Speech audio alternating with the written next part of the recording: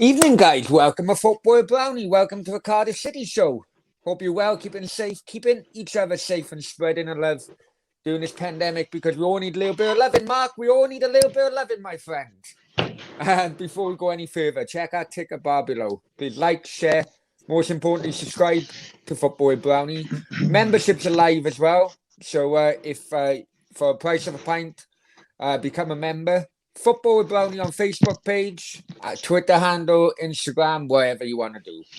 Right, welcome to the new version of the weekly Cardiff City Show. Now, for people who have been subscribers previously or last season, you'd know that throughout the season, it was myself and former GTFM reporter Dan Blakemore talking about previous up-and-coming the previous games and up-and-coming games of Cardiff each week. But this season is going to be different. We kind of started it with Jesse 2 weeks ago, but now we're going to continue with the same structure, which is each week I want to invite a different Cardiff City fan, where the first part of each show will be to get to know them, get to know your Bluebird. And then the second part of each show then will be talking about the previous games, the goings on at Cardiff City, and the up-and-coming games. So we all know what social media can be like. We all know what internet forums and so on and so forth. Just an opportunity for both myself and the viewers to get to know the people without anyone else's, bad mouthing them and so on. Right, so tonight, we'll kick off tonight. I'd like to introduce someone who, after following Cardiff for many years, I've only actually come across him very recently. My bad, I suppose, Mark. But he helped me out after one of my anti-Cardiff City TV rants while living in Marbella. His name's Mark Riley, but to many who use a Twitter platform, he's known as African Bluebird. Mark, welcome. Tell us about yourself. Nice to be here, Brownie. Yeah, I suppose I suppose you won't remember this, Brownie, but I think it was a Cardiff City away game many years ago that I bumped into you and a couple of your mates. I forget who we were playing. It was when we were pretty low down the divisions. Okay. Well, if I was a twat, I do apologise, man. Oh, Brownie, I think you don't need to apologise. You don't need to apologise. We take you as we find you, Brownie. That's confirming I was a twat. Okay, no worries. Anyway, no worries at all. I do apologise, Mark. But yeah, go on, sorry. No, you weren't. No. Yeah, I've supported Cardiff. I suppose my first game supporting Cardiff was in the late 80s. So I was one of the ones that started supporting City when we were really in doldrums. I think the year I started supporting City, we only just about managed to stay in the Football League. Me too. It was Canton Cross at 2:30, mixed grill and a couple of pints and maybe make kickoff. Usually didn't, but they were the days, weren't they? And actually, I miss those days a bit, actually. But you know what? That was going to be my next question. Compared to back then, when we'd be lucky to have 5,000 in attendance. I really do miss those days because it was like the interaction between the players and the fans and so on. But unfortunately, time moves on. So why African Bluebird, then, Mark? Tell us about that. Oh, I've done a fair bit of traveling, Brownie, and I was and I've been to Africa quite a few times. Have African members of my family, and I've been to all over Africa. But I moved to Uganda. I'd visited a couple of times in the early 2000s, but I moved to Uganda. This week actually is my 11th year of living here. So yeah, I've been here quite some time. So I actually didn't get the opportunity to boycott City when we did that rebrand thing like you did. So I didn't boycott, but I was out of the country anyway. So it was a choice that the choice was really made for me. But that kind of hurt. So I've been here 11 years now. I tend to work more globally. I work with an organization managing a Okay. project in India. So I spent a lot of time in India, not so much, of course, during the pandemic, but I work a lot in India, but I've Yeah. worked all over the place, Cambodia and all around East Africa. Well, I used to Recently, live in Vietnam, but I'm going back years ago. yeah, interesting. That whole region is fascinating. Yeah, Yeah. we have a project. The organization I work for, we work in India and Nepal as well, actually. So Okay. No, yeah, it's so fascinating. the Go on. Sorry. go ahead. No, it's fascinating because it just shows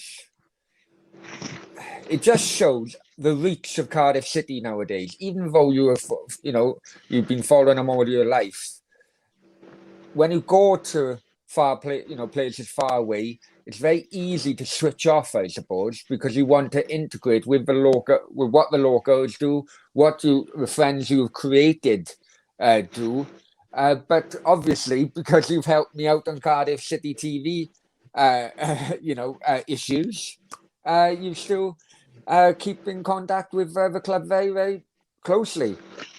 Yeah, that never leaves you. I remember once, Brownie. I was in Kenya, and I was in Nairobi, and I was in a hotel watching Cardiff on a screen in a bar, and it wasn't when we were in the Premier League because some Yeah. championship games do get streamed. So I was watching Cardiff, and the bar was full, and I think we were playing Middlesbrough or somebody. Anyway, City scored, and I stood up and celebrated. And this big group of people at the back of the bar got up and started celebrating. Of course, I made a beeline to them, and you know what? It was about 4 or 5 Kenyan ladies who'd gone to university in Cardiff and had gone to watch Brilliant. Cardiff a couple of times, and they just carried on supporting them. So yeah, you find little things like that all over the Mm. world. Really, I remember I was on the back of if anyone's been to Africa and spent much time in Africa, you just jump on the back of a motorbike. In Uganda, they're called boda bodas, just like motorbike taxis. And of Yeah, yeah. course, football is a universal language. And of course, boda drivers, they always say, who do you support? So I said to this boda driver, what football team do you support? He said, Cardiff. It was the first time I said, honestly. And he said, yeah, yeah. I said, come on, who's your favourite player? He said, Caldale. So I mean, it wasn't even a Brilliant. current Cardiff player. So this guy had supported Cardiff for a long time. So you do find It, things like that, but of course, mostly it's Arsenal and Liverpool and Man yeah, City and Man yeah. United. But yeah, you often find some random, people that Well, support I Cardiff. was when in Marbella, they say who do you from? I say Cardiff, and I like because Cardiff, uh, in English pronunciation is Cadiz, right? But in Spanish it's Cadiz, right? It's very very similar. So when I say Cardiff, right, and he's like Cardiff, but anyway, so I just say, look, Gareth Bale. That's all I say because of the Real Madrid connection, and then they understand it then. But you are right. Football is an absolute world language, and through football, I wish that some social issues could be put to bed. Basically, Yeah, I think as well, Brownie, is access now, in Africa, we have DSTV, so they stream, they show literally every Premier League game. And then mm. we've got, other sports channels, ESPN, they show some championship games. But Cardiff City TV's helped. I've got a sort of an international season ticket for that, so I get to watch every game. So it's great. Right. It's Okay, great. now we're coming on to this now because my rant is still not finished, Mark, regarding Cardiff City Oh, TV. really? As you know, I've come back from Marbella about 2 months ago now. I'm probably going to stay put until about October because I don't believe the COVID is over there. They claim 40% have had the jabs. That would mean 4 people in every 10 I know have had the jab, and I don't know anybody. I'm of the opinion once the cold weather or the winter starts in the northern hemisphere, it could kick off again like a flu season. So I'm staying put, but right, Cardiff. I looked at purchasing Cardiff City TV in the UK, and we can only get audio in the UK. But you guys outside the UK can actually watch live streams, and it really annoys me. Really annoys me, to be honest. Even last year with COVID, and they had the live streams to the UK audience, they're actually charging the UK audience more than they were charging international audience. And anyway, that's my rant over. They know the amount of complaint emails they've had off me. They know my my stance, but it just shows 3 o'clock kickoffs. Not showing 3 o'clock kickoffs it's pointless these days, Mark. It's pointless. You know, the audience is so big now, both home and abroad. It's losing money both for the EFL and for the Premier League, in my opinion. Yeah, I mean, listen, our club has a lot of problems, Brony. That being probably one of the smaller ones, I think. But you are right. I know, but go on, sorry. I mean, the truth is, even if Cardiff City TV was showing games in the UK at 3 o'clock on a Saturday, most of my mates who currently go, and my family members, my brother, my nephew, they would still go. They would still go and watch City. They still want the live experience. I don't know if it's going to stop too many people from going to watch City, but I suppose they want to make sure that. I mean, it's not Cardiff City, is it? It's the rules with the Football League and the Premier League. It is. You know, so it's not. You can't blame Cardiff City for that. And I guess if I came back to the UK and if I came back to Wales, I would be going to the games, so I wouldn't need it, even if I was there for a visit. I don't know. Maybe it's just me. Maybe it's just me. But maybe it's just you, Brony. Yeah, it is me. It is me being controversial as normal. Whereabouts in South Wales are you from, Mark? Well, I'd probably consider Cardiff to be home, but I lived in St. Mellons for a while. But I'm a Blackwood boy originally.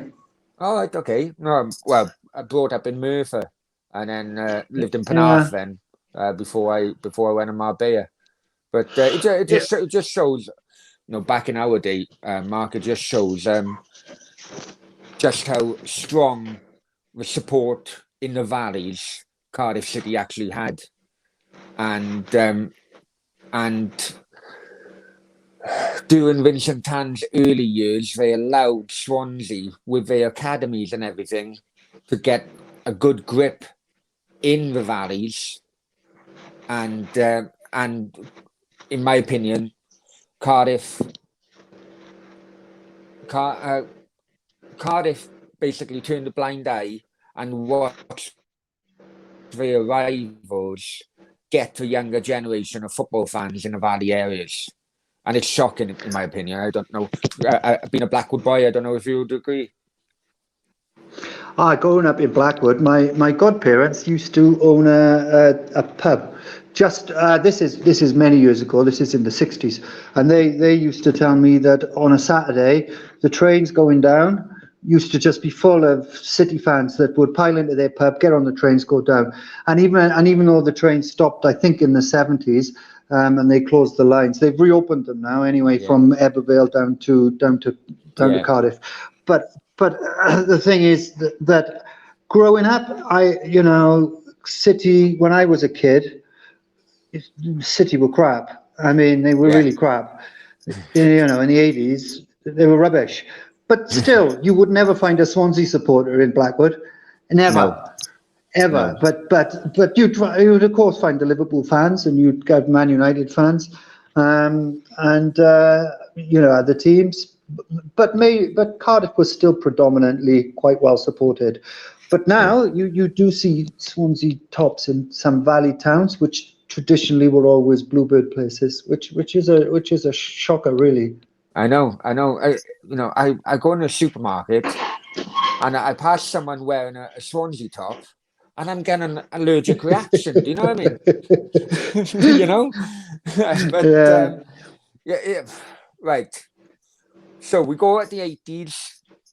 Who's your favourite player in your day of watching? The Cardiff said, was it? No, I mean, it's still my day of watching Brownie. I'm not dead and No, buried no, no, no, yet. no. But no. But But from growing, now to when the I was younger, oh, I don't know. From each era, you pick a favorite player, don't you? yeah, I used to love sort of Carl Dale, and then we had Stant, of course, and then I actually like Cohen Griffiths as well, who was a lovely guy. And if anybody's knocked around the valleys or Cardiff, Cohen has stayed and he's worked.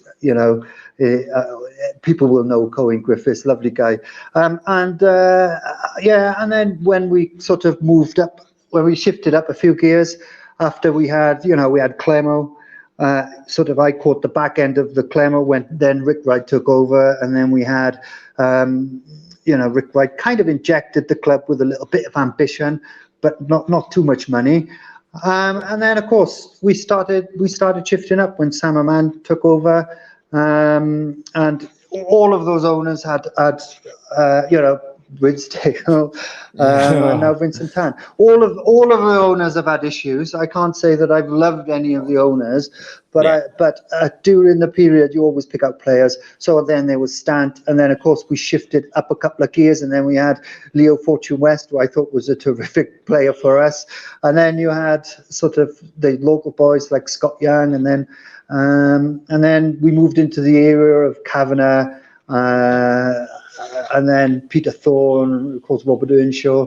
Oh Yeah, yeah. and then we jumped again to the Boothroyds and the Chopras, and we are where we are today. I mean, Yeah. Yeah. how Dave Jones didn't get that team promoted is still a mystery to me, because I think that was the best Oh. Cardiff City that we've ever And watched. entertainment wise, I fully agree. Entertainment wise, fully agree.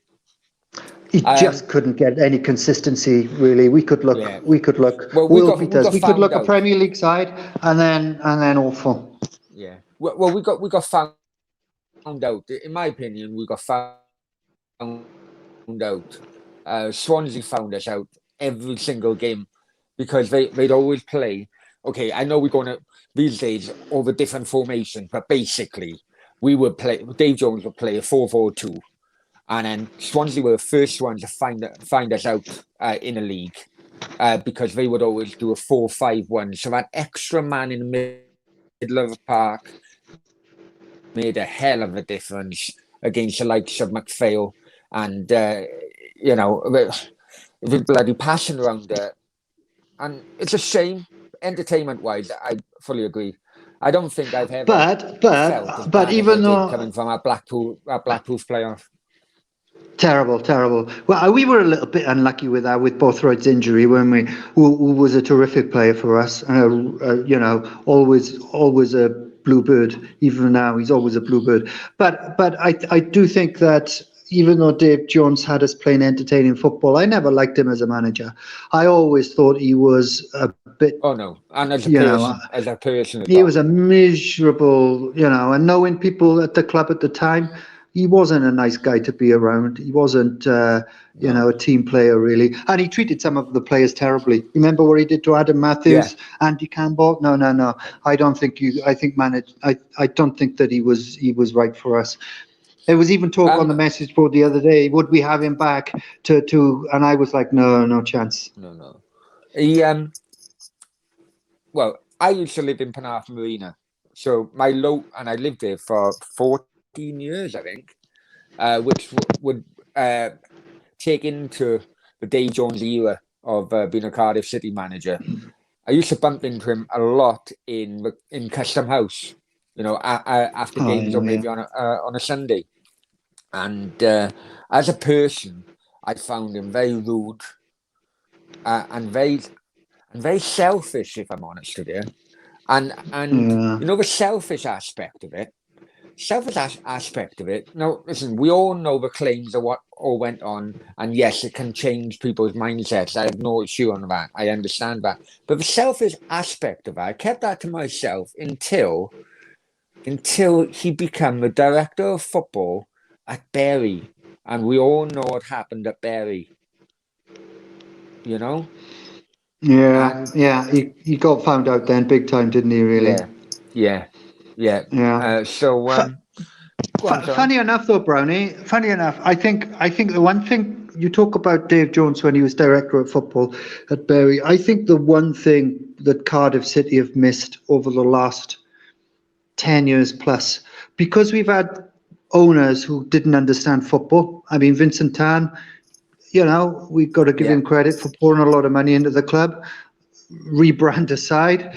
But we've never had a decent owner who's really understood football. And I think we've lacked a director of football. So, I mean, my personal opinion is that if we'd had somebody like Lenny Lawrence, as director of football. I think he was at one time, wasn't he? He was with Alan Cork, I think. For a very brief time. Yeah. But if we'd had that football person at board level, Malky Mackay wouldn't have wasted all of that money, and he wouldn't have ended up making so many mistakes because he would have had somebody to mentor him. He was just a young guy when he came to us. He was a decent enough guy. He was good.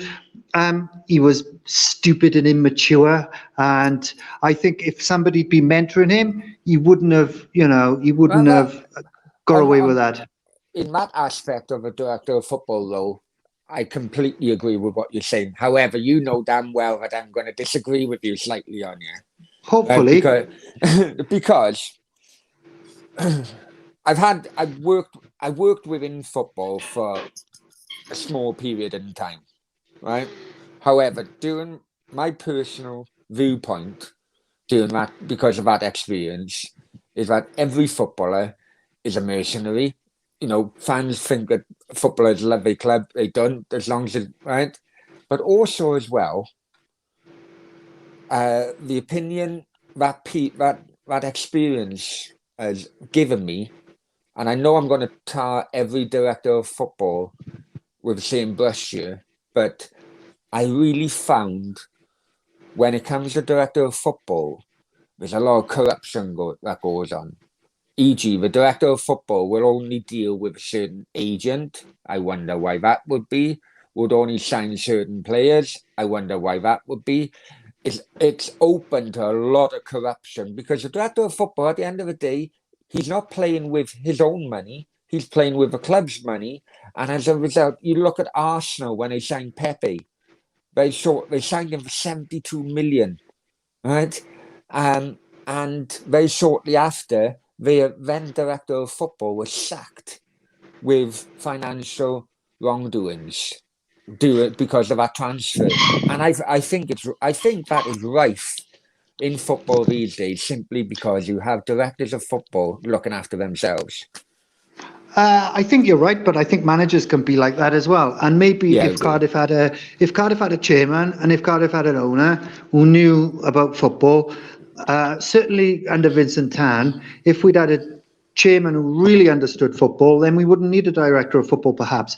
But let me look at the money that even Neil Warnock, who's a decent enough guy. I never liked the style of football, but he has wasted so much money in our club, buying players that didn't quite fit in, buying players that we didn't play, buying players that we didn't really need, actually. There's been so much wastage at City over the years. You wonder what's going on. And now we're at a position where at last all these youngsters are getting an opportunity, and I think that's great, Brownie. And I watch the under 23 games. I've watched them for the last couple of years because they've been streamed live. And, we've got some great youngsters. It's okay for some people who can watch these streams. No, my God. Sorry, mate. Sorry. But the thing is, Brownie, we're not doing this through choice. We're doing this because we haven't got any money, because we've wasted so much money. We're not bringing it. Everybody says, "Oh well, Mick's great because he's bringing in all these youngsters." He ain't got any choice. Exactly, I mean, exactly. That's why I said in the fan cam on Saturday. He's been forced to do it. Yeah. I think, I saw that, Brownie. Yeah, when you were in the ground. Yeah, I think he has been forced to do it, and that's not such a bad thing in the grand scheme of things. But our team is severely lacking. I mean, our team is, really, and I won't pick on individual players because I don't think that's fair. I think we are pretty lacking as a football team, and it isn't the players that we have. nothing wrong with the players we've got. It's just the players that we haven't got, which are in which we need in the team, which is the problem. Yeah. I mean, I'll give you an example, Brownie. Can you imagine, right? If you consider our existing team, our starting lineup against against Bristol City, if you consider that Bakuna, right, who played right back most of his time for us before Mick arrived, and or defensive midfielder, and even Giles, who's essentially a left wing back, typically quite defensive positions. What it really means is on Saturday against Bristol City, we started with 10 defensive players and one striker. I mean, that's it. I mean, okay, I think maybe to give Giles a bit of credit, I think he probably will end up being more of an advanced player. But even then, McCarthy plays him on the right, and he's got a fantastic left foot. Yeah. I just don't understand what's going on. I noticed that, Mark, right? I noticed that, but far too often Giles is checking back onto his left foot all the time, because he was on the right wing, and as I mentioned on the fan count, I don't know if you watched it all, but what I mentioned is that it's too industrious in the middle of a park.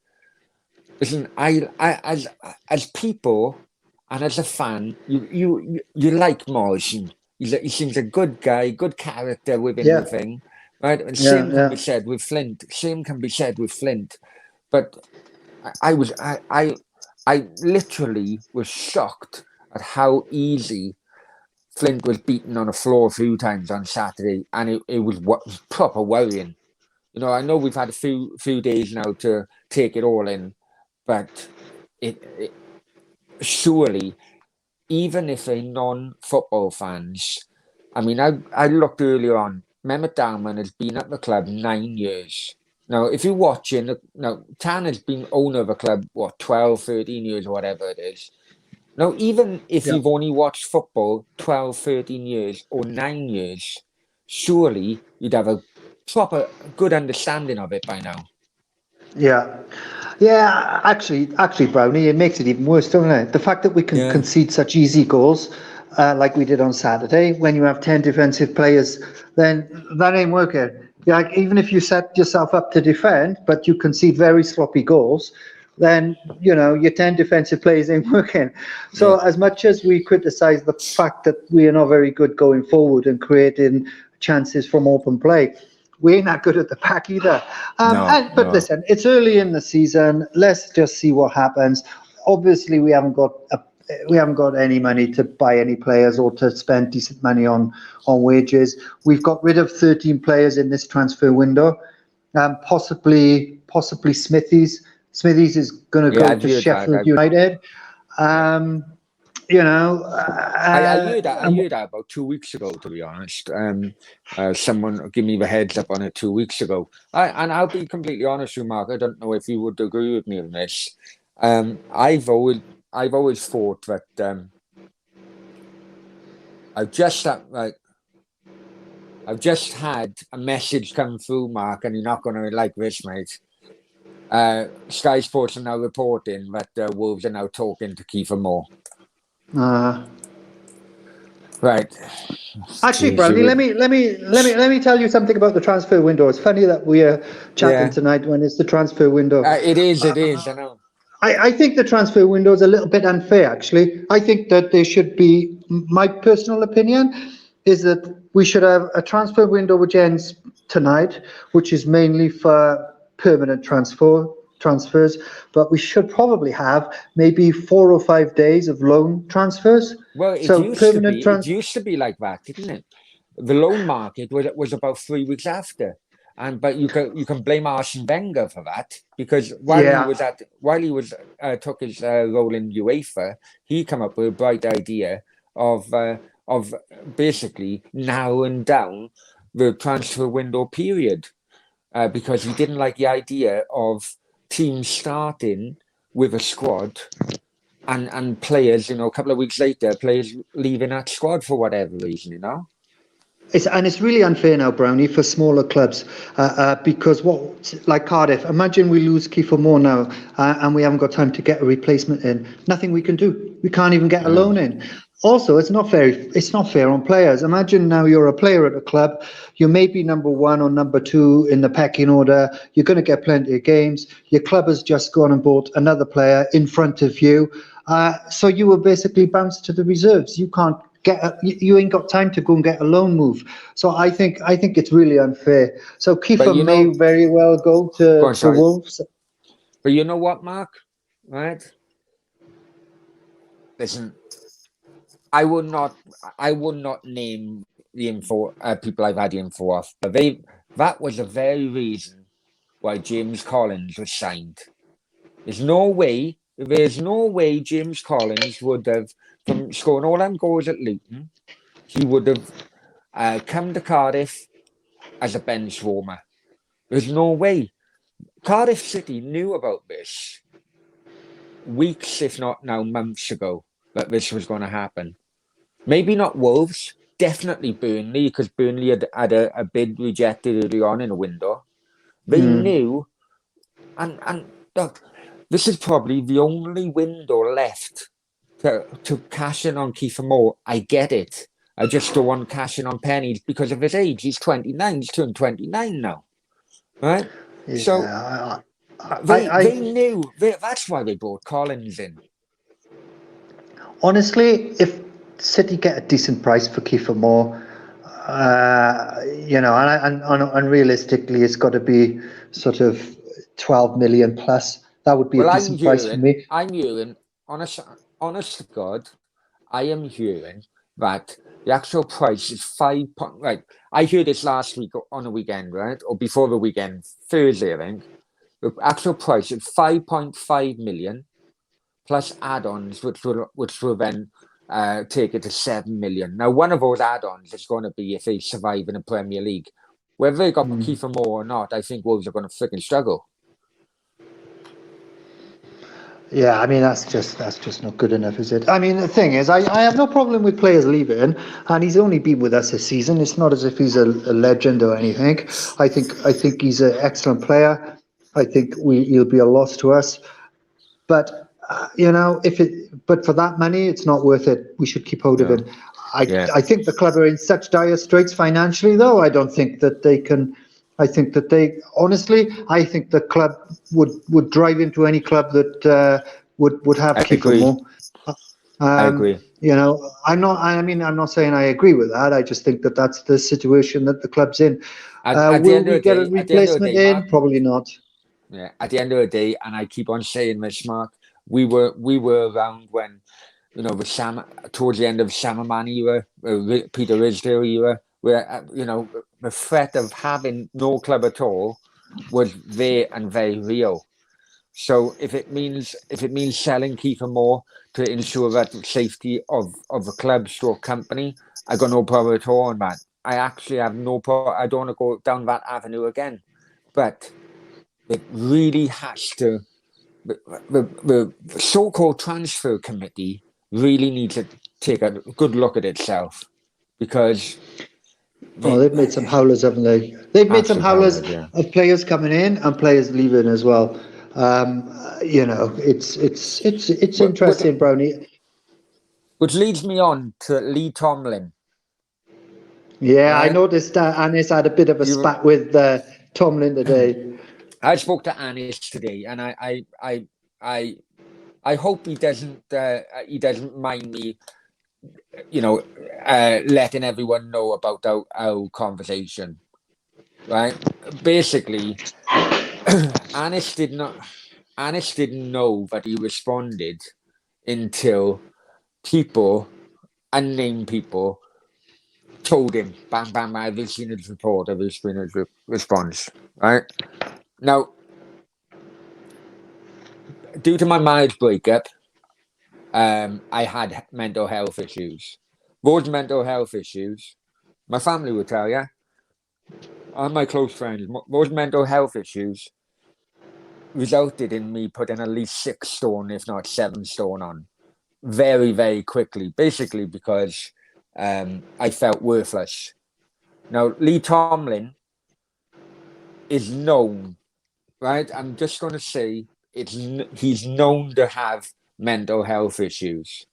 Now, the club would have known about this at the time of signing him in the first place. Mm-hmm. And there's a very strong link between mental health and weight gain, right? Now, Anis, to his credit, he didn't know about this, because I never told him anything about my mental health issues before. So, I think he's a bit embarrassed, after I spoke to him about an hour ago.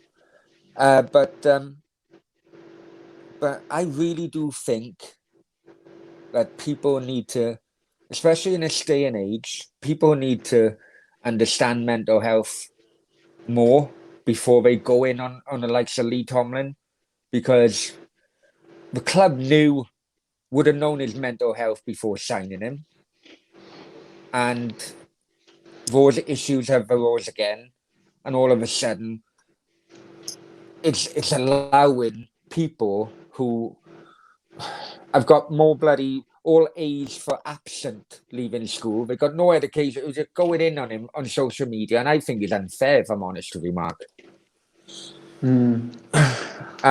Yeah, I do you know what? I don't know about Lee Tomlin's mental health issues, and if he does, then I hope the club are doing everything they can to help him. And like I said earlier, I'm not going to slag off individual City players. No. But I do think Lee Tomlin. Look, I've asked Lee to come on here, and Yeah, I know. right, Yeah. I have, and I've done it again today. It's kind of like he's not having a voice.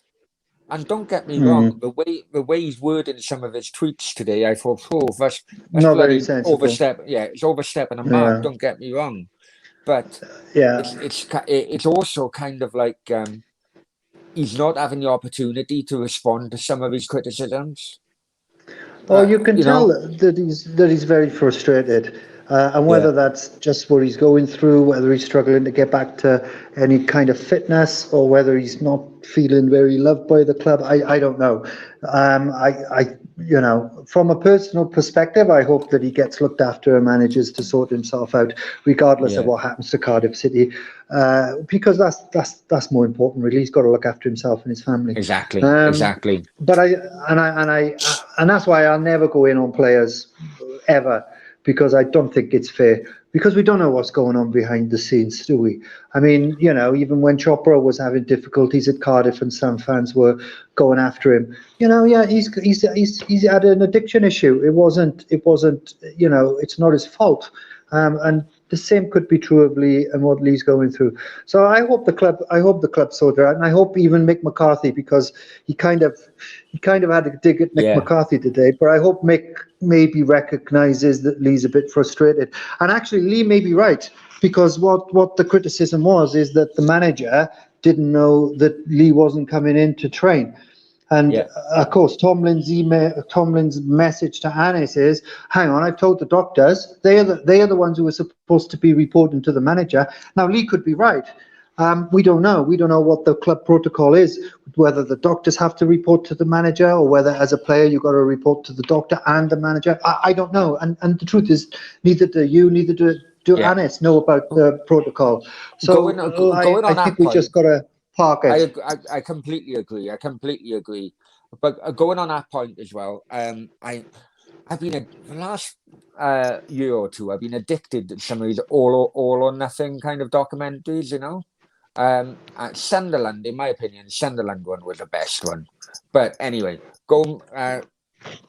why I brought this up is because many managers, unless you are fit, don't want to know about issues, and they just leave it to the physios to give them a report at the end of the week. Where are we with this guy? Where can he play? Blah blah blah. So I kind of after watching so many of those bloody documentaries, I kind of get where Lee Tomlin is coming from. Yeah. You know? Yeah, I think Warnock was really good at that kind of management. I have my own issues with Warnock in terms of some of the things he did at our club, players that he bought and didn't play, players who sort of performed well for 2 games running and then they were dropped, and also the general style of play I didn't like. And he never bled any youngsters into the side. I have my own issues with Warnock, but you've got to be honest. Warnock was an A players incredible manager. man manager.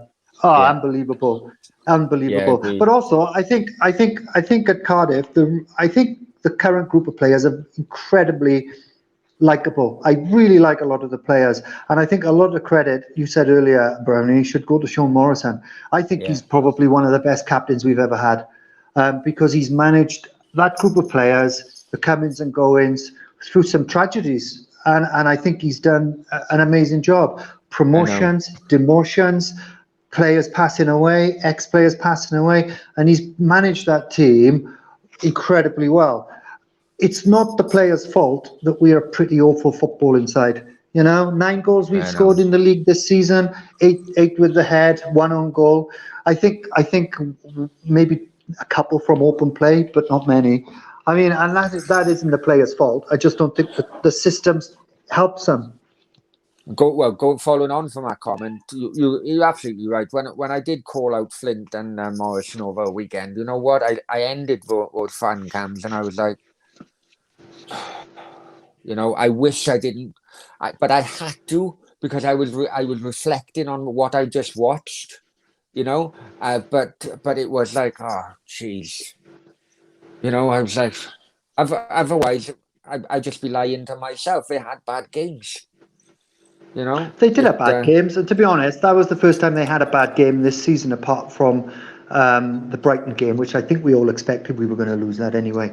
But I Yeah, think the yeah, problem is, look, Brownie, is even I don't think Morrison is a hoofball player. I don't think that Mick McCarthy and the coaches say to the team, "Okay, as soon as you get the ball, just hoof it anyway." I don't think they do that. I just think when you look at the team objectively, there's not much movement there. There's not much pace there. no People pace. are Yeah, not he needs looking. pace. He needs pace beside him, and Pe- it'd be fine. People are not looking for the ball. People are not holding on to the ball. Our passing success rate is pretty poor, actually, and I don't think that that's a reflection on the players, because they're in a system which is really kind of old-fashioned and not good, and the combinations are not quite right. I mean, Yeah, Flint and Morrison could never be a central pairing. It's helped a little bit by perhaps Nelson being there because he's a little bit quicker. Um, but even the middle with Pack and Rose and Vokes, they're all very similar players, and exactly. Yeah, there's not much, and I'm not slagging those players off. It's not their fault that they're similar players. The club bought them and the club plays them. But yeah, there's just not enough energy or zip, is there?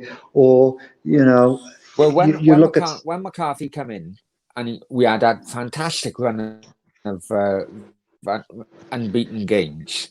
You already had the likes of Harry Wilson there, Ojo there. Yeah, Although yeah. at first I was calling him "Oh no" because he was, but McCarthy took him on board and used him, and his game improved dramatically. And so he already had those players. Those lone players then left, and all of a sudden he's just. I mean, this Jake Byrne. I reported that they were interested in Jack him. Byrne. Jack Byrne, yeah. Sorry, it's a bloody He's white. left. He's left. He's left. He's left. Yesterday, He's yeah. left. Yeah. So I don't know where he's going to end up. Whether he'll end up with us. He could. He might sign for us because he's a free transfer. He might be able to sign for A us free agent. Yeah. after. I think It there's a could be. Yeah. link, but I think there's a link between letting Ryan Winter go on loan and having this guy Jack Byrne come in, so the wage has gone from one person to another. I think there's a link there. Yeah, that was an interesting transfer because Wintle, I think that he's a decent player. He was very well liked at Crewe. The problem is he's coming into, and I think that he would have been a good sign-in if maybe the balance of the team was a little bit different. But, in front of him now, he's got Volks, Pack and Rolls, perhaps Bakuna. he's not going to break into that, is he? So I question why we bought him if we're not going to let other players go, and he probably isn't what we needed. And the fact that we've let him go off on loan is an odd one. So maybe you're right, Brownie. Maybe somebody else is coming in. I would hope so, because there's just not enough. I think so. Because I look in the human aspect of it. I think Mick owes him one. Really, I don't know if you know much about the history of it. It's basically Yeah, he took him in, and then he got sacked. yeah. 2 games, and then he had a real bad injury then in January, which have kept him out ever since. So my worry in that respect, is like this could be another Johnny Williams. I hope not, but it's also a case that he's a free agent, but also at the same time, he's definitely not fit, let alone match fit. Yeah, do you know what? Johnny Williams, though, you say that about Johnny Williams, Brownie, but Johnny Williams came to us and he wasn't, he took him a little while to get fit and to get over that injury, but he just wasn't being played. He was on the bench for most of the time that he was here. He just didn't get picked. I mean, he wasn't never going to get rid of. He wasn't going to sort of play instead of Wilson. But see, Wilson also, Harry Wilson, magnificent player. I don't think he fulfilled his potential at City. I don't think we got the best out of him, again, because of the system that he's playing in. Look at what's happened at Fulham. Magnificent. He started I think on fire. it was a wrong move. Yeah. Yeah, I mean, I was pleased we had him. The team was a Neil Warnock style team. Whether or not it was coming from bloody the used car salesman from South London, Bermondsey, he was in between, but the mindset and the playing mindset of those players was still Neil Warnock style of football, and Harry Wilson, it was never a good match, if I'm honest with you. No, and I was expecting. I mean, I was disappointed that they gave Mick McCarthy a longer contract. But on the basis that they did, because he did very well for us, last season, on the basis that they did, I was expecting more from him in this transfer window. And people are saying we haven't got any money. Well, we've had 13 players, possibly now 14 or 15 players leaving. I see that Murphy may actually also go out on loan. The fact that we've only signed Wintle, who's gone back out on loan. We've signed McGuinness, who looks actually a very good player, but he ain't ready for the first team yet. And we've signed Giles, who's excellent, who's the pick of the bunch, of course. And then we've signed Collins. In a sense, you've got two players in, 13, 14 gone, two players in. Yes, some of the youngsters have been put into the team. I worry that the team... I don't think Jose Mourinho would be able to do anything like that. No, and I'm not, there was a discussion on the message board. Which reminds me of... Go ahead. Go on. Oh, sorry, mate, I think there's a little bit of a delay.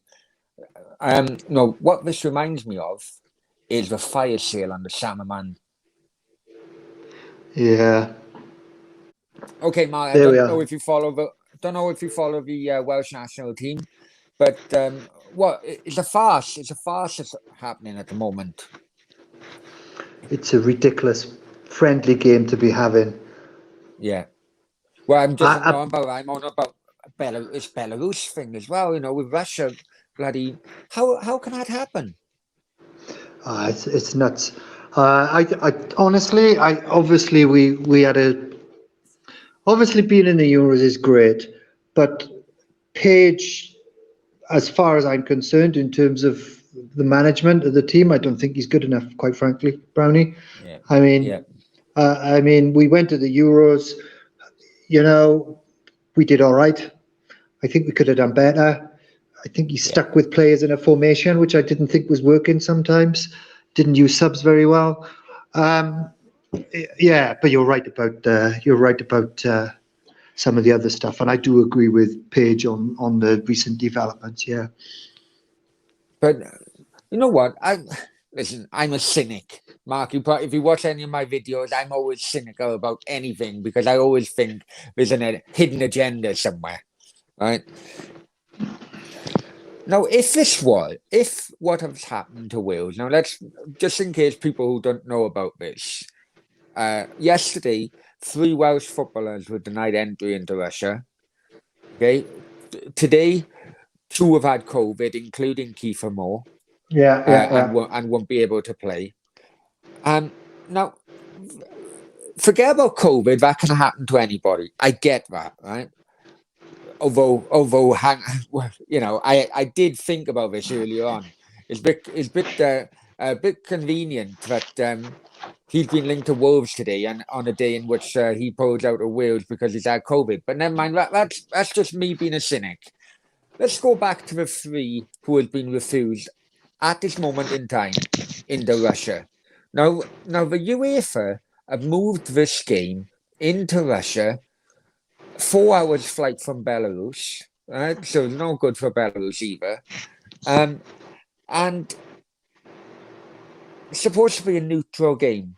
How can it be a neutral game when the Wales squad are 3 players down, right? And if it was a Spain, an Italy, a Germany, England, the national governments would know, okay, this could be a populist thing if we kick off here, right? So let's kick off, and the FAs will kick off. Now, my theory is that the Welsh government aren't kicking off, Welsh FA are not kicking off, and not just now because of the Euros. I mean, the amount of travelling the Welsh team had to do in Euros is disgraceful.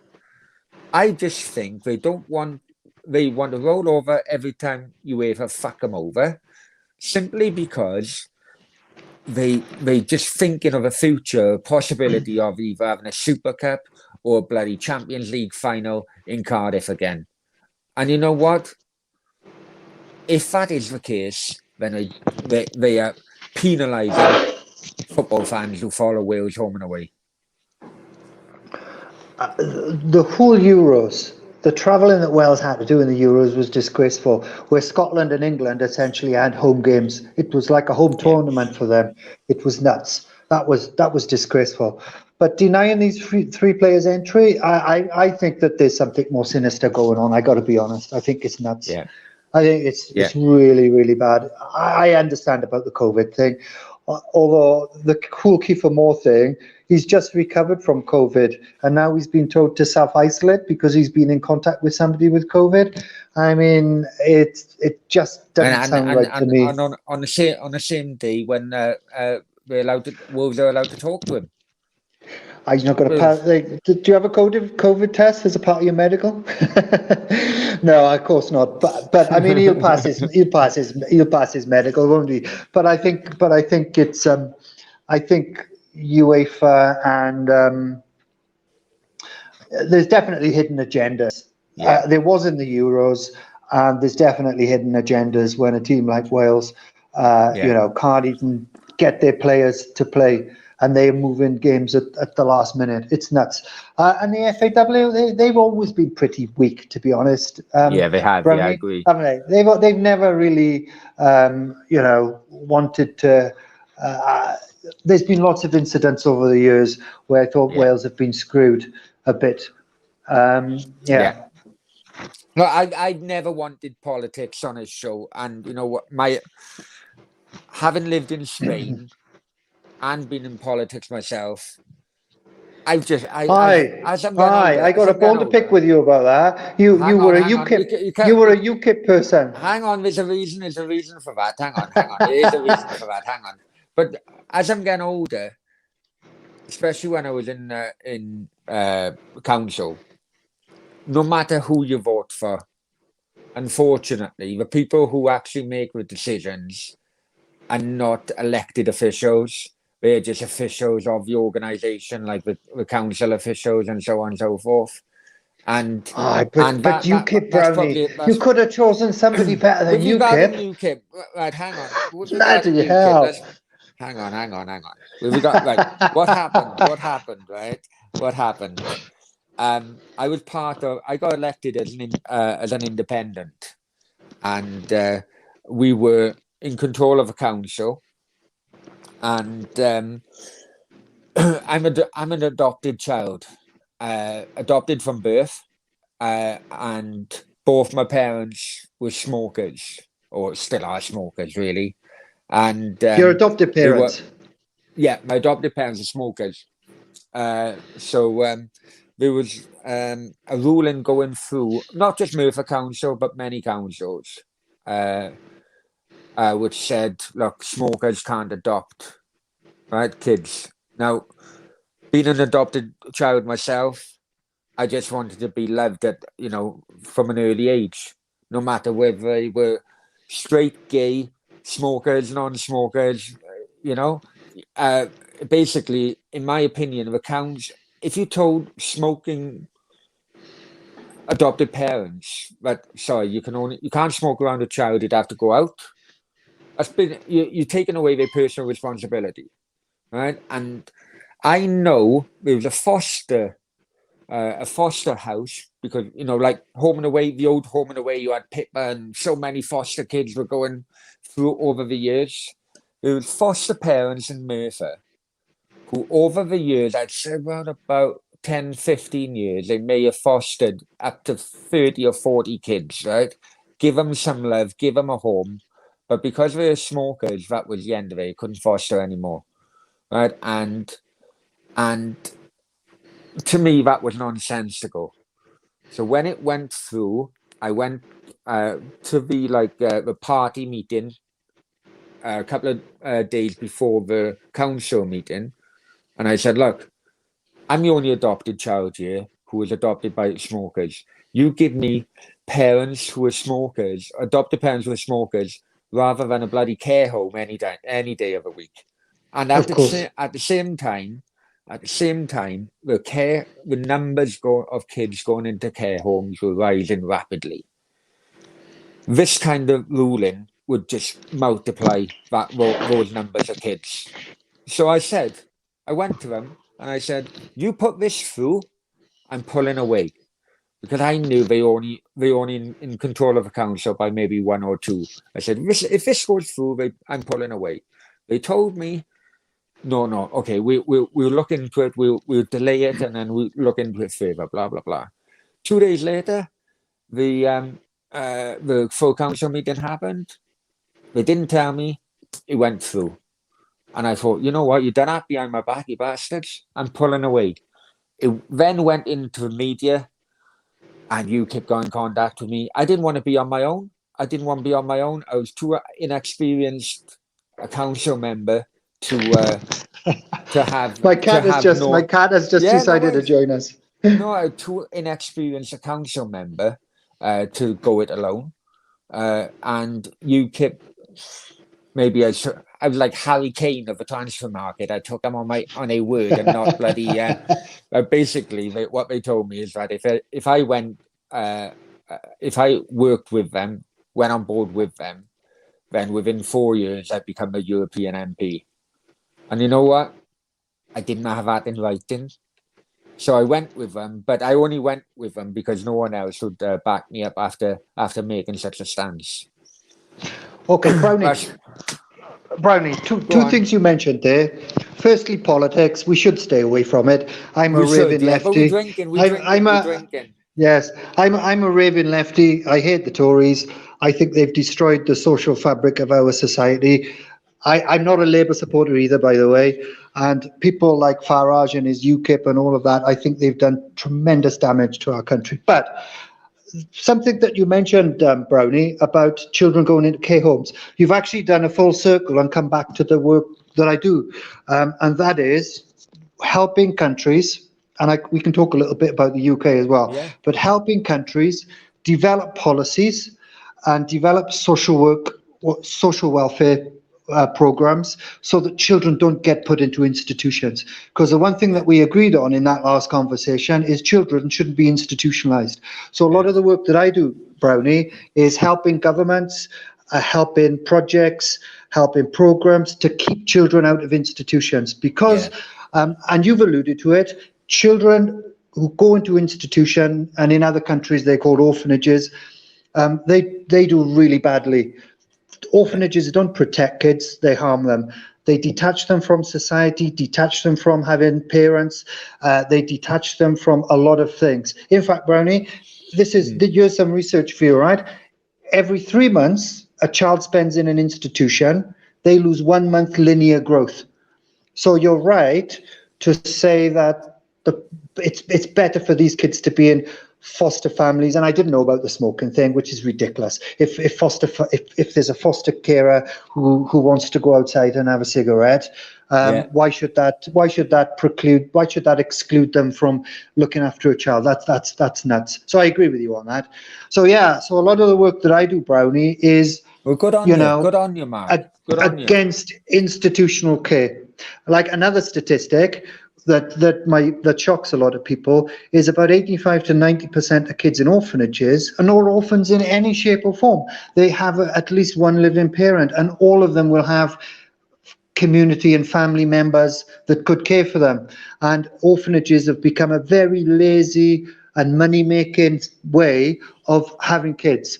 So, you're talking someone who was picked by my adopted parents from a Spanish orphanage, and that is basically why I was so dead against. I still am. I think that ruling is a disgrace, and oh, you wound me up now, Mark. You've wound me up on this. but whether it's right, left, centre, or whatever, the bottom line is, common sense did not prevail, and common sense in some of these areas, and not left-wing politics, right-wing politics, or central. It's basically, and I tell another thing as well, Mark. I tell another thing when I was on council, right, and me and my wife, because my ex-wife's health issues. We had she had two miscarriages. Went IVF. I went down the IVF route, and unfortunately, 2 occasions failed. We then went the adoption route, and we were like, look, I'm adopted. I'm also a counsellor. Surely, it makes sense. We got interviews and everything throughout the 3 years of being in adoption panel, or adoption list. Sorry, our parents, our families, all got interviewed and so on and so forth. Then, out of the blue, 3 years after being on the adoption list of wanting to adopt, they then come back to us and say, "Oh, sorry, you can't do it." So why? Oh, because your football hooligan record 15 years before. And that decision actually destroyed our marriage, because I thought she was blaming me. Do you know what I mean? That we couldn't become parents and so on. But it's just decisions like that from people who don't really know what goes on a shop floor within, whether, got no experience of being an adopted child, a foster child, or whatever, By the time I was 8, I had 4 fathers and 3 mums, right? And that will give me, those memories lasted me forever. That will give me more experience than some of these bloody council leaders who know shit all. They're just passing rules through because it's the easier way to do. Yeah, I mean, a lot of I hear you, Brownie. Yeah, a lot of the work that we do is to sort of strengthen families and communities so kids don't leave in the first place. And we get involved in a lot of things because there's a lot of trafficking involved with orphanages and even Brownie, even adoption. I mean, I've seen probably the biggest threats that I've had, biggest death threats poisoned, have been from people involved in adoption. Not so much local adoption, but inter-country adoption. So I helped to do some reworking of the laws in Uganda to make it more difficult for foreigners to come and adopt. Because we were seeing $40,000-$50,000 basically buying kids. Not what you and your wife were trying to do. You were trying to go through the local systems, but it was. So I saw a lot of corruption with inter-country adoption. So the emphasis is really trying to keep kids with their families, and if they can't live with their own families, try to get them in another community type placement. And you know what it's like in Africa and Asia. The extended family are very much more than in our countries, actually. The extended family plays a huge part in bringing children up, more so than our perhaps my parents don't bring up my kids. I'm bringing up my kids, but in a more sort of African and Asian setting, it's very, very common for the whole family and clan to bring up kids. So even if a child loses a parent, or even if the parent is having difficulties, or even if a parent is useless sometimes, then there should always be somebody that can raise the child and keep them family support. Yeah, and what we tend to see, honestly, Brownie, is those kids being picked up by orphanages, taken to orphanages, and sometimes sold into trafficking or into adoption. So we try to put a stop on that, and that's where some of the challenges come in. The other thing, Brownie, of course, is when you put these vulnerable kids into an orphanage, into an institution, it's ripe for paedophiles to then come along, because you've got these kids without any checks and balances. So that's the other thing that we do, is we work to make sure that we protect them. Well, but the only way, sorry to jump in here, Mark, but the only way in which my adopted parents were allowed to adopt me from Spain was because of a Catholic church. My dad, who sadly passed away in '84, but that's another thing. But he was a He big passed away. follower. Your dad passed away the same day that Jock Stein died, didn't he? That's right. Yeah. You done your homework. You done your homework. No, I remember that was a really interesting. You should be commended for sort of expressing your feelings, like on your blog, on your videos, because that was a significant thing that happened to you, Brownie. That was, and it's quite brave of you. I wouldn't talk about those things, so all credit to you. But well, thank you, Mark. I didn't mention it to get credit, but because he was so a strong believer in a Catholic Church. Spain being a Catholic Church, still under even Franco passed away 3 years prior. It was still under and the Catholic Church helped get me out of the country because of a missing generation, which you probably heard of it, giving you a job at missing generation in Spain. It's still very high up on people's feelings, but anyway. So going back to your original point regarding UKIP. I'd like to publicly apologise, but on the other hand, although it did bite me in the arse, and a big bloody bite as well, no one else was there to support me, and I was literally a completely inexperienced councillor who didn't have a freaking clue. When I got elected, one of the older councillors said to me, who I beat in the election, he said, "It'll take you more than 4 years to understand that." I thought he was laughing. I've been in business, recruitment and everything. I laughed him off. But it took me towards the end of my period as councillor to actually understand who to trust, what to do. In my opinion, a 4-year term is probably not enough because new councillors going in would not get an understanding of the idea till about 3.5 years into the 4-year term. Honestly, Brownie, I'll never get involved in politics. I'm quite political, as you can tell, but it's a mug's game. I'll never get involved in politics. I did a lot of my time in Caerphilly. I lived in Caerphilly I was in Caerphilly Borough Council. That council leader took him for a bloody ride, didn't he? Oh, I used to play football with him. He was a good football player, by the way. He was quite good. Do you know what I saw? The thing is, though, Brownie, with politics, right? I was in Caerphilly and I saw Caerphilly go from Plaid to Labour to Plaid, and they were all the same. It was a lot of jobs for the Yeah, boys. I didn't really see much exactly. change there.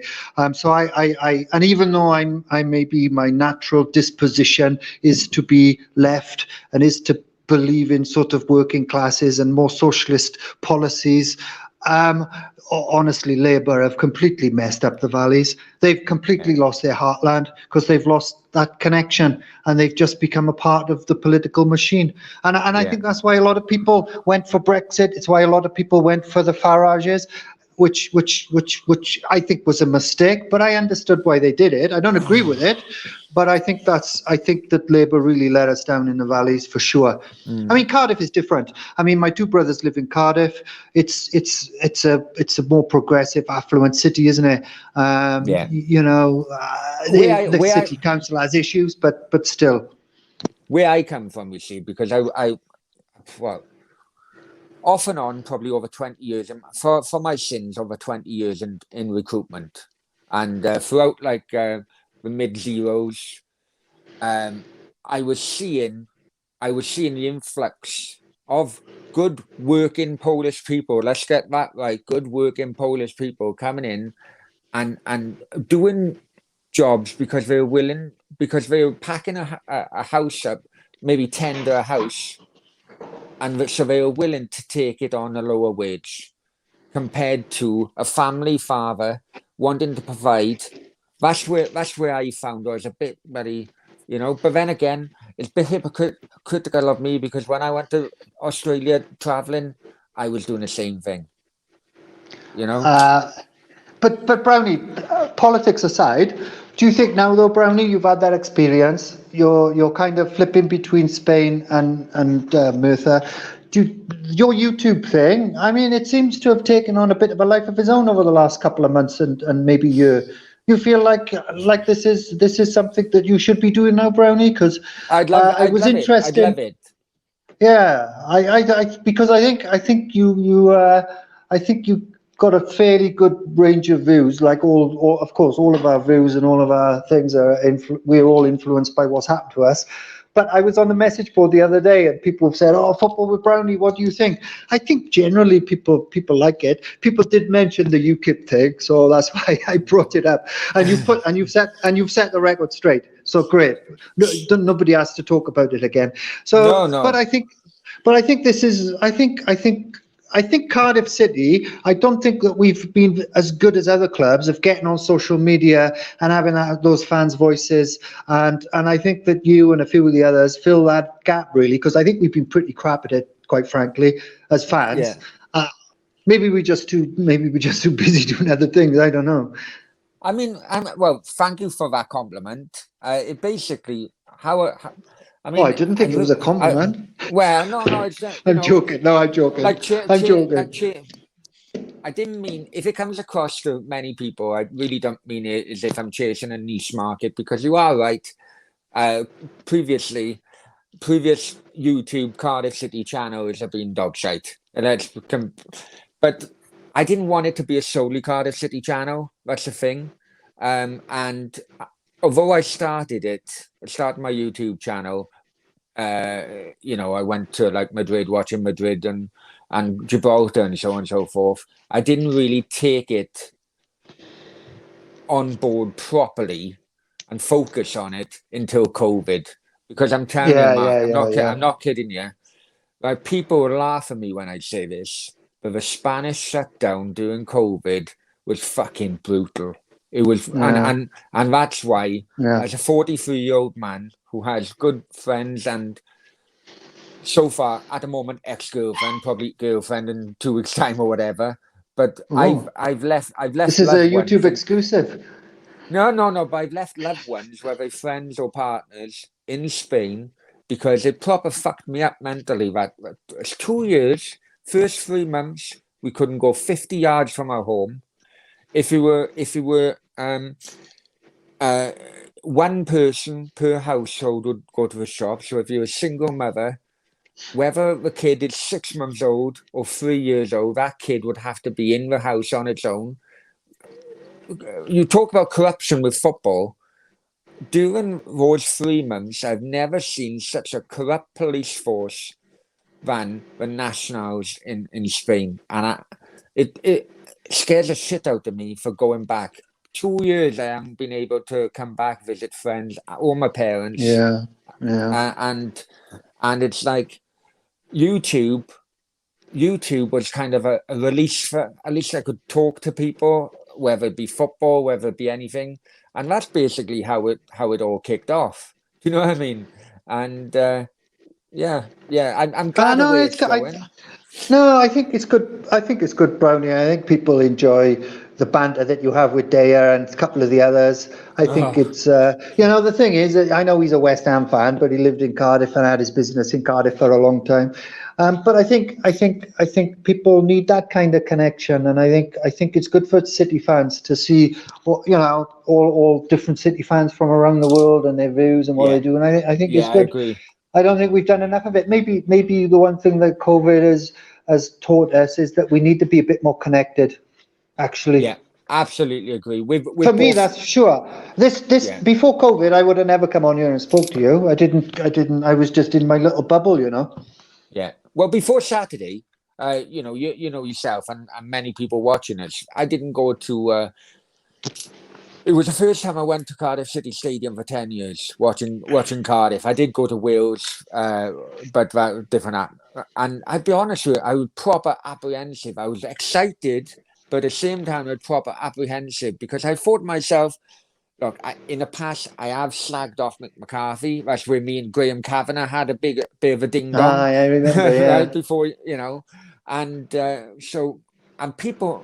I know that some people didn't take my criticism too kindly. Let's be honest. I thought to myself, last thing I want today to be a day of bloody putting everything and just enjoying the experience, whether fuck the game, just seeing old friends, taking in the atmosphere and everything. But I'm not kidding you, Mark.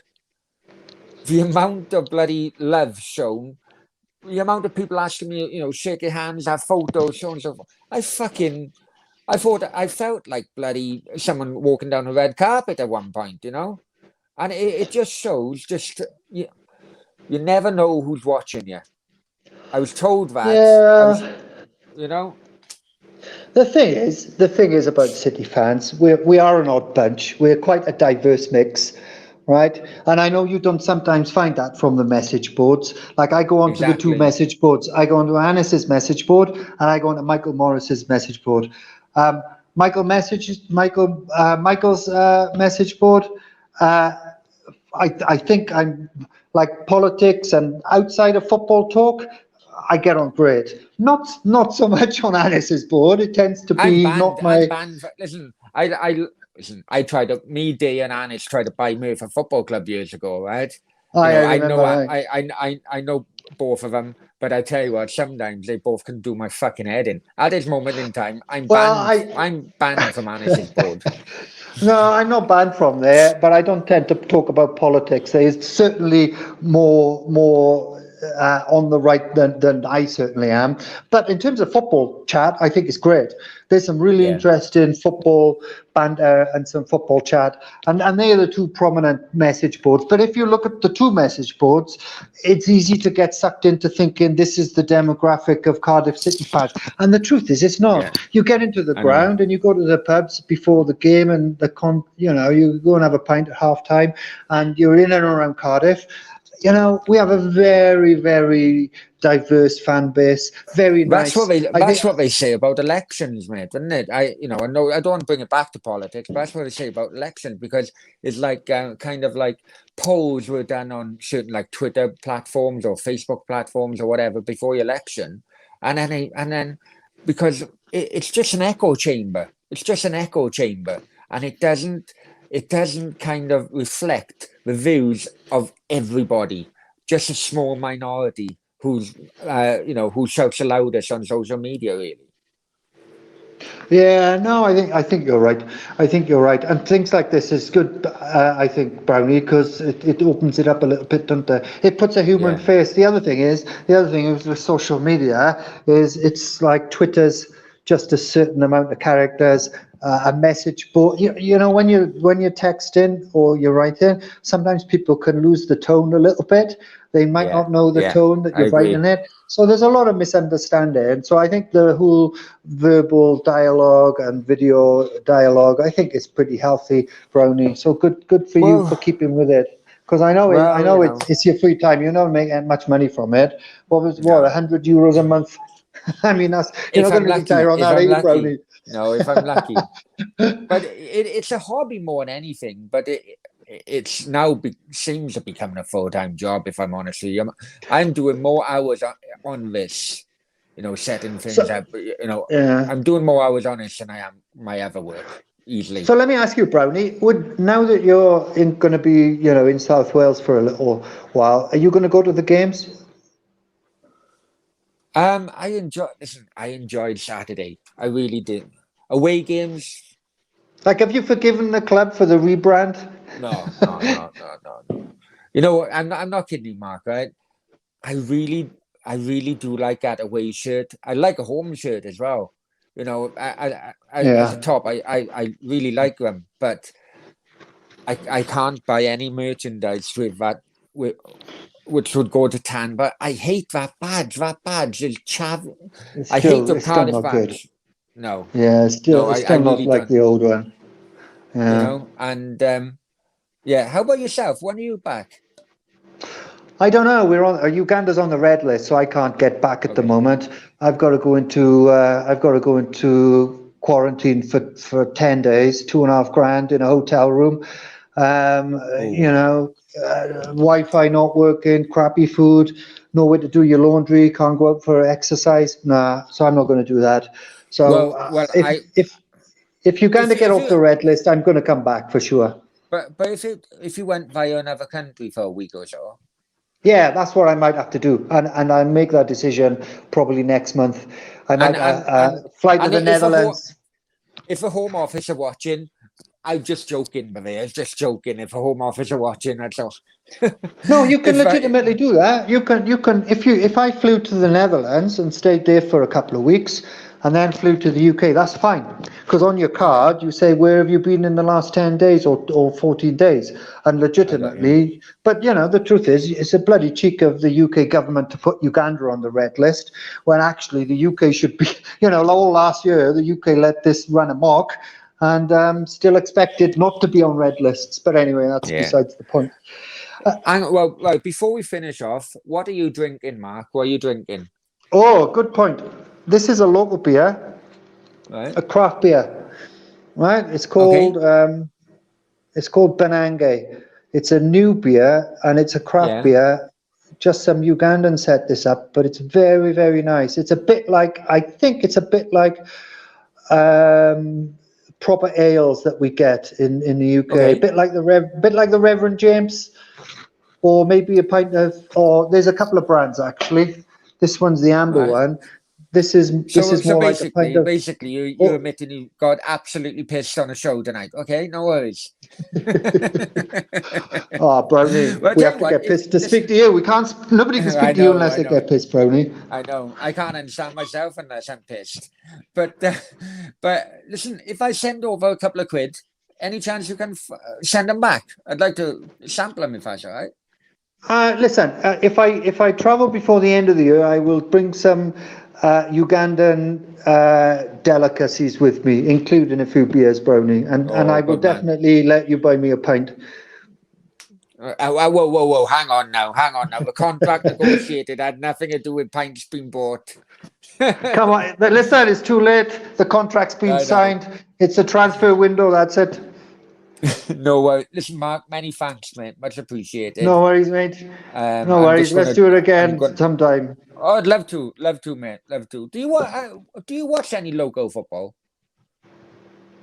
Oh, last time I went to watch the Ugandan national side play, my son got mugged.